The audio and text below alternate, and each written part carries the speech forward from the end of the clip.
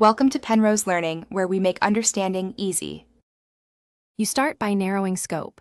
Pick 3-5 core strengths and metrics that prove impact. Once done, decide format. Reverse chronological is safest for Google roles and structure headings. Make sure to collect exact job titles, dates, locations, and public URLs like GitHub or Portfolio. You should also copy role descriptions from past jobs into a staging doc. This gets you working content immediately and prevents filler later, so you can focus on tailoring rather than remembering facts. Now you transform raw facts into persuasive bullets.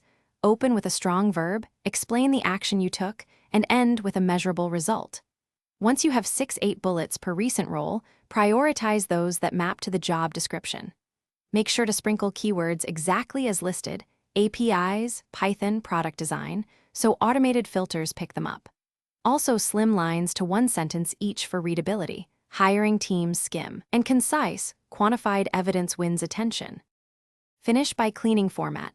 Set margins, choose a professional font, and export a single-page PDF unless senior level needs to. You should proofread aloud, then get one recruiter and one engineer to scan it for relevance. Once polished, tailor the top section per job and submit. If an applicant tracking system flags errors or strips content, simplify the file, remove tables, images, and special characters, and re-export. That single troubleshooting tip often fixes visibility issues and gets your resume into human hands. Thanks for watching. If this was helpful, leave a like and consider subscribing. See you next time.